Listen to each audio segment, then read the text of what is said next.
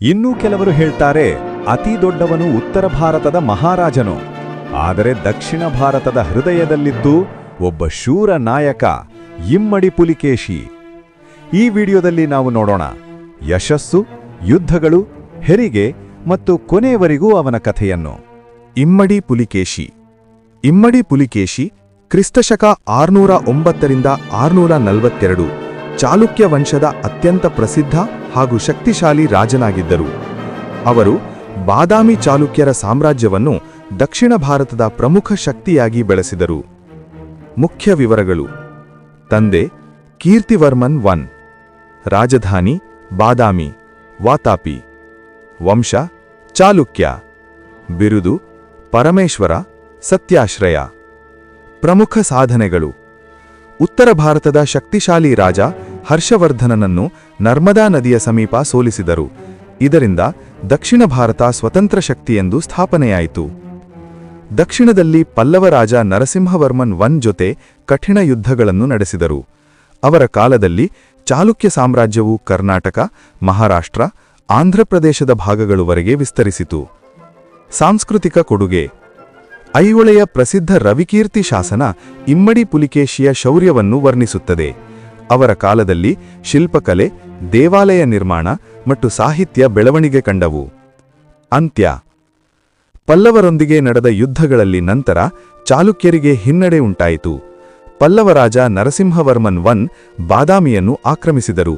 ಇದರ ಬಳಿಕ ಇಮ್ಮಡಿ ಪುಲಿಕೇಶಿಯ ಜೀವನ ಅಂತ್ಯವಾಯಿತು ಎಂದು ಇತಿಹಾಸ ಹೇಳುತ್ತದೆ. ಬಹಳ ಹಿಂದಿನ ಕಾಲದಲ್ಲಿ ಚಾಲುಕ್ಯ ವಂಶದ ಮಹಾನ್ ರಾಜನಾಗಿದ್ದನು ಇಮ್ಮಡಿ ಪುಲಿಕೇಶಿ. ಅವನು ಧೈರ್ಯಶಾಲಿ, ಬುದ್ಧಿವಂತ ಮತ್ತು ನ್ಯಾಯಪ್ರಿಯನಾಗಿದ್ದನು. ವಾತಾಪಿ ಅಂದರೆ ಇಂದಿನ ಬಾದಾಮಿ ಅವನ ರಾಜಧಾನಿಯಾಗಿತ್ತು. ಇಮ್ಮಡಿ ಪುಲಿಕೇಶಿ ತನ್ನ ಸಾಮ್ರಾಜ್ಯವನ್ನು ವಿಸ್ತರಿಸಲು ಹಲವು ಯುದ್ಧಗಳನ್ನು ನಡೆಸಿದನು. ಉತ್ತರ ಭಾರತದ ಪ್ರಸಿದ್ಧ ಚಕ್ರವರ್ತಿ ಹರ್ಷವರ್ಧನನನ್ನು ಕೂಡ ಯುದ್ಧದಲ್ಲಿ ಸೋಲಿಸಿದನು. ಇದರಿಂದ ಚಾಲುಕ್ಯ ಸಾಮ್ರಾಜ್ಯವು ಅತ್ಯಂತ ಬಲಿಷ್ಠವಾಯಿತು. ಅವನು ಕೇವಲ ಯೋಧನಲ್ಲ, ಒಬ್ಬ ಉತ್ತಮ ಆಡಳಿತಗಾರನೂ ಹೌದು. ಪ್ರಜೆಗಳ ಸುಖದುಃಖವನ್ನು ಅರಿತು ನ್ಯಾಯ ನೀಡುತ್ತಿದ್ದನು. ಕಲೆ, ಸಾಹಿತ್ಯ ಮತ್ತು ಧರ್ಮಕ್ಕೆ ಆಶ್ರಯ ನೀಡಿದನು. ಅಜಂತಾ ಗುಹಾ ಚಿತ್ರಗಳ ಅಭಿವೃದ್ಧಿಗೂ ಅವನ ಕಾಲದಲ್ಲಿ ಉತ್ತೇಜನ ದೊರಕಿತು.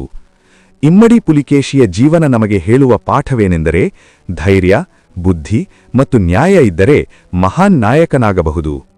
ಚಾಲುಕ್ಯ ವಂಶದ ಮಹಾನ್ ರಾಜನಾದ ಇಮ್ಮಡಿ ಪುಲಿಕೇಶಿ ದಕ್ಷಿಣ ಭಾರತದ ಇತಿಹಾಸದಲ್ಲಿ ಧೈರ್ಯ, ಧರ್ಮ ಮತ್ತು ಸಂಸ್ಕೃತಿಯ ಪ್ರತೀಕನಾಗಿದ್ದನು.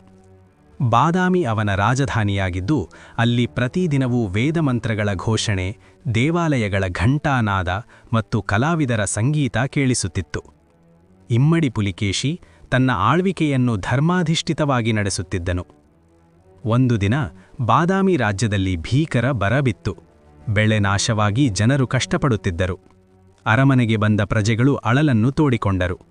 ರಾಜನು ತಕ್ಷಣ ಸಭೆ ಕರೆದನು. ರಾಜನು ಪ್ರಜೆಯ ಸೇವಕ ಎಂಬ ಭಾರತೀಯ ಸಂಸ್ಕೃತಿಯ ಮೌಲ್ಯವನ್ನು ನಂಬಿದ ಇಮ್ಮಡಿ ಪುಲಿಕೇಶಿ ರಾಜಕೋಶವನ್ನು ತೆರೆದು ಅನ್ನದಾನ ಆರಂಭಿಸಲು ಆದೇಶಿಸಿದನು.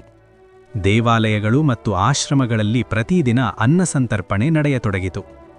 ಆ ಸಮಯದಲ್ಲಿ ಉತ್ತರದಿಂದ ಬಂದ ದೌತ್ಯಗಾರನು ಹರ್ಷವರ್ಧನನ ಸೇನೆಯ ಬೆದರಿಕೆ ಬಗ್ಗೆ ತಿಳಿಸಿದನು. ಸಭೆಯವರು ಯುದ್ಧಕ್ಕೆ ತಯಾರಿಬೇಕೆಂದರು.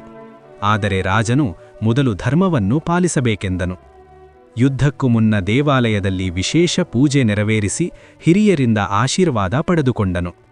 ಧರ್ಮದ ಮಾರ್ಗದಲ್ಲೇ ಗೆಲುವಿದೆ ಎಂದು ಆತನು ನಂಬಿದ್ದನು.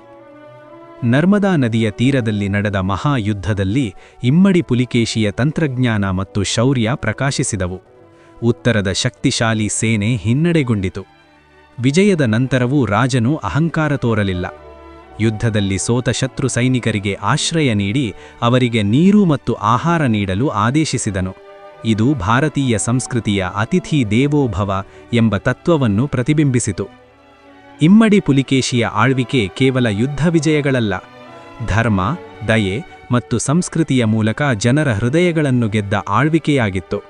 ಆದ್ದರಿಂದಲೇ ಅವನು ಇಂದಿಗೂ ಭಾರತೀಯ ಇತಿಹಾಸದಲ್ಲಿ ಅಮರನಾಗಿದ್ದಾನೆ.